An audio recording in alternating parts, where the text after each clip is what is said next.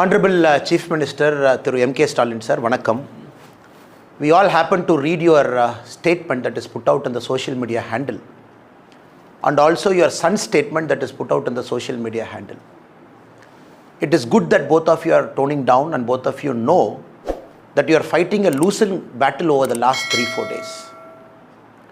And today, not only have you defended something, but also you have spoken some lies against our Honorable Prime Minister Narendra Modi ji. I believe it is my bounden duty as a BJP Karyakarta to respond to that. I am sure with the way our Honorable Prime Minister is working with integrity and with his hard work, even as we speak now, he is in Indonesia promoting our national interest. And immediately September 9 and 10, the G20 meeting that is going to happen where India will be at the center stage of global map. So please don't bother our Prime Minister to respond to your unfounded, false and diabolical allegations. Sir, at the outset, you mentioned Sanatana Dharma, which essentially itself practices discrimination. That is why your movement is founded. Sir, I would like to take back you to two eminent leaders who were born out of your movements. One is the great leader from the scheduled caste community, Mr. M.C. Raja. Do you know, sir, why did he quit Justice Party in 1923? A great Dalit leader, M.C. Raja, he quit Justice Party in 1923 because he said, the very founding principle of Justice Party is not in tune with what they practice. Justice Party, when they came into existence, they said they want to abolish the Brahminical domination in Tamil Nadu. That was their allegation from the Justice Party. M.C. Raja said, the so-called Brahminical domination is replaced by the upper caste Hindu domination. There is no space for an SC leader inside the Justice Party. That is why painfully he quit in 1923. I am sure, sir, you will not have missed out Madam Satyavani Muthu. She was the first Dalit woman minister from Tamil Nadu. 1974, right inside the Tamil Nadu Assembly, as a member of your father's cabinet, she levelled serious allegations against Mr. Karunanidhi inside the assembly, stating that Mr. Karunanidhi is against the interest of Dalit community and SC community. The funds are not being given. So she has got certain misgivings. And inside the assembly, in the Indian history, we never seen a minister complaining against her own chief minister. What is the price Madam Satyavani Muthu got? She was dismissed from the ministry and later she was removed from the party also. These are some of the instances where I can give you in the early part of your movement, how Dalit leaders were treated right inside your party.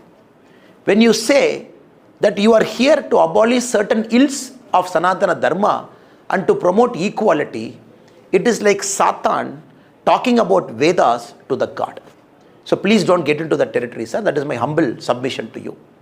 Also, sir, you mentioned that DMK as a party is very progressive. Anyone who's looking at your cabinet, current cabinet now, out of 35 ministers, 3 ministers are from the SC community.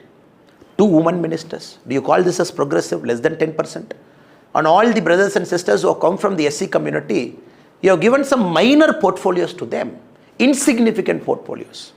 Look at our Honorable Prime Minister Narendra Modi ji's current cabinet. I am just doing a basic comparison.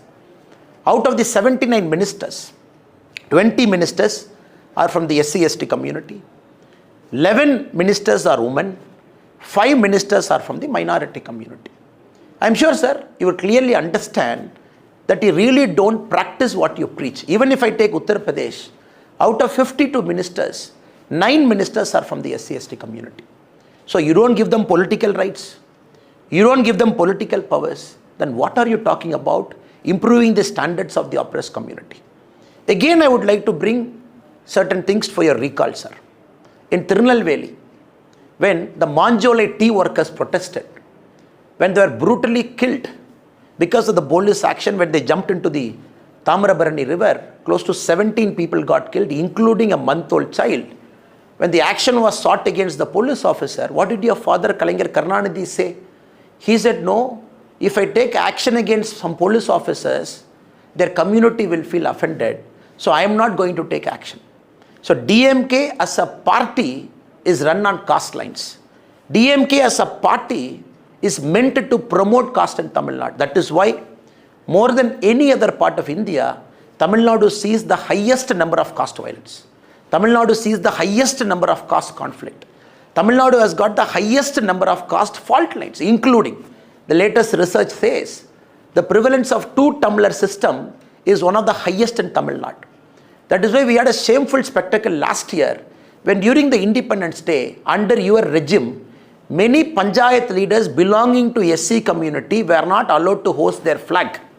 And we raised a big agitation and demonstration for that. So what are you talking, sir?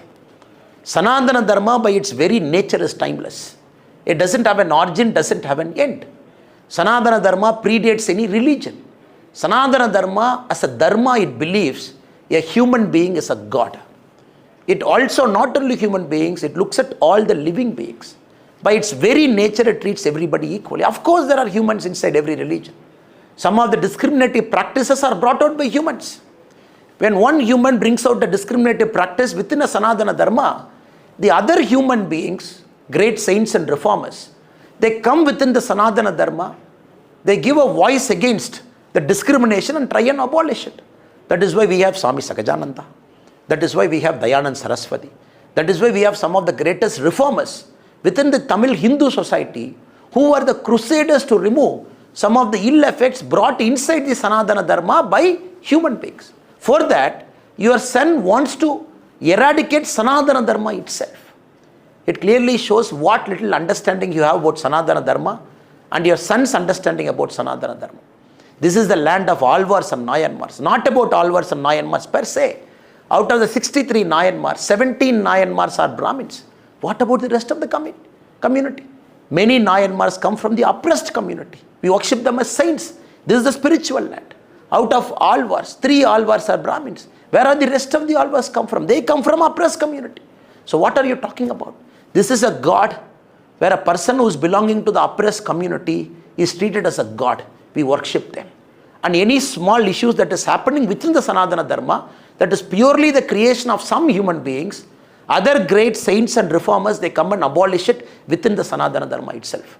Please don't practice what you preach.